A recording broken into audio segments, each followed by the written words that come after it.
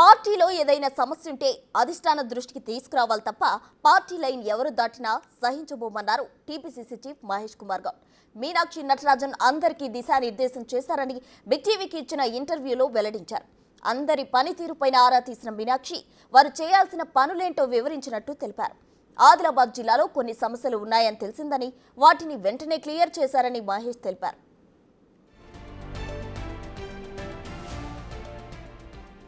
ఈ నెల 7వ తేదీన ఎమ్మెల్సీ అభ్యర్థులను ప్రకటిస్తామంటున్న టీపీసీసీ చీఫ్తో మా ప్రతినిధి హేమ ఫేస్ టు ఫేస్.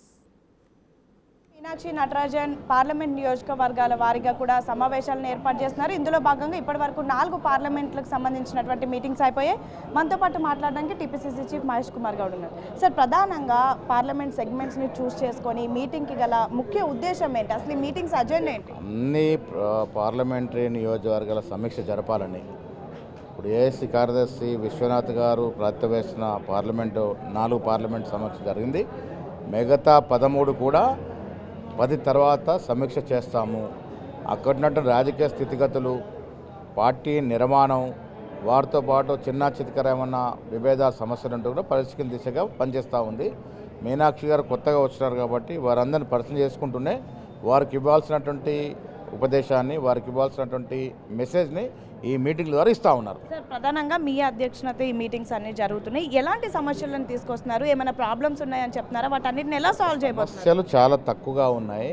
ఆదిలాబాద్లో 1-2 అసెంబ్లీ నియోజకవర్గాలు ఉన్న సమస్య కూడా వాళ్ళ తీరిపోయింది. అందరికి కూడా ఒకే మాట చెప్తా ఉంది మీనాక్షి గారు. సమస్యలు ఏమున్నా పార్టీ నిర్మాణం అనేది ముఖ్యం. అందరూ కలిసికట్టుగా పనిచేస్తేనే భవిష్యత్తులో మీకు అవకాశాలు వస్తాయి. అవకాశాలను చేజార్చుకుని ఉండాలంటే మీరంతా కలిసికట్టుగా పనిచేయాలని ముందుకు పోవాలని చెప్తా ఉన్నారు. సార్, ఆదిలాబాద్ మీటింగ్ టైంలో సీతక్క కూడా హాట్ కామెంట్ చేశారు, నేను ఇంకా ఇన్ఛార్జ్గా ఉండను ఈ క్యాబినెట్ విస్తరణ జరిగిన తర్వాత అని. ఎందుకు అంత కామెంట్ చేయాల్సిన అవసరం ఏమొచ్చింది? ఆ కామెంట్ రాలేదు. ఎవరు బయట మీకు లేనిపోని కబురు చెప్పుంటారు. అలాంటి డిస్కషన్ కాలేదు, అలాంటి వ్యాఖ్యలు చేయలేదు. సార్, మీ పార్టీ ఏమో ఫ్రీడమ్ ఉన్నటువంటి పార్టీ, ఎవరికి వారికి సొంత ఒపీనియన్స్ ఉంటాయి. కానీ మీనాక్షి నటరాజన్ నుంచి ఇంత రెస్ట్రిక్ట్ చేస్తే నిజంగా అందరు నేతలు ఆమె మాటల్లో నడుస్తారంటారా, లేదా ఏదైనా కొత్త డిస్టర్బెన్సెస్ క్రియేట్ ఏం చెప్తున్నారు? మీరు 4 గోడల మధ్య చెప్పాల్సిందంతా చెప్పండి, నేను వినడానికి సిద్ధంగా ఉన్నాను. బయట వెళ్ళి ఒకరి గురించి ఒకరు మాట్లాడకూడదు. ఇది క్రమశిక్షణ నియమావళి. పార్టీలో స్వాతంత్రం ఉంది, స్వేచ్ఛ ఉంది. మీరు ఎవరి మీద ఎవరికైనా చెప్పాలనుకున్నప్పుడు 4 గోడల మధ్య చెప్పొచ్చు. ఇది మా పార్టీలో ఉన్నటువంటి స్వేచ్ఛ. ఆ స్వేచ్ఛను అధిగమించి మీరు ఇష్టారాజ్యంగా వ్యవహరిస్తారంటే మాత్రం కఠినంగా శిక్షలు ఉంటాయని చెప్తా ఉన్నారు. సార్, చివరిగా తీన్మార్ మల్లన్న కామెంట్స్ని ఎలా చూస్తారు? మీరేమో సస్పెండ్ చేశారు, ఆయన ఇష్టం వచ్చినట్టు మాట్లాడుతున్నారు, ఒక సామాజిక వర్గాన్ని టార్గెట్ చేస్తూ మాట్లాడారు, దీన్ని ఎలా చూస్తారు? మా పార్టీ నుంచి సస్పెండ్ అయినారు. బయట ఉన్నటువంటి తీర్మార్ మల్లన్న ఏదో కామెంట్ చేస్తే దాని మీద నేను ఎలా స్పందిస్తాను? సార్, ఉదయం సీఎంతో మీటింగ్ జరిగింది. ఈ ఎమ్మెల్యేకి సంబంధించిన ఎమ్మెల్సీలు ఏమైనా ఫైనల్ అయిందా? కొంత ప్రిలిమినరీ ఎక్సర్సైజ్ జరిగింది.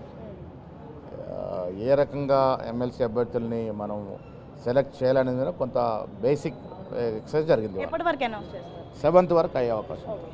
సో ఇది పరిస్థితి. ఈరోజు ఉదయం సీఎంతో మీటింగ్ జరిగినటువంటి సమయంలో ఎమ్మెల్యే ఎన్నుకోబడినటువంటి ఎమ్మెల్సీ ఎన్నికలకు సంబంధించి డిస్కస్ చేశాము. అదేవిధంగా మీటింగ్స్ జరుగుతున్నటువంటి సమయంలో ప్రధానంగా ఎవరెవరికి ఏదైతే సమస్యలు ఉన్నాయో వాటన్నిటిని కూడా ఇన్ఛార్జ్ ముందుకు తీసుకొని వస్తున్నారు. వాటిని వీలైనంత త్వరగా క్లియర్ చేసే పనిలో ఉన్నాము. అండ్ ఇంకెవరైనా సరే ఏదైనా మాట్లాడుకుంటే 4 గోడల మధ్యలో మాట్లాడాలి, కానీ పార్టీ లైన్ దాటి ఎవరు మాట్లాడొద్దంటూ పదే నటరాజన్ వచ్చినటువంటి వాళ్ళందరికీ కూడా దిశానిర్దేశం చేస్తుంది అంటూ టీపీసీసీ చీఫ్ మహేష్ కుమార్ గౌడ్ చెప్తున్నారు.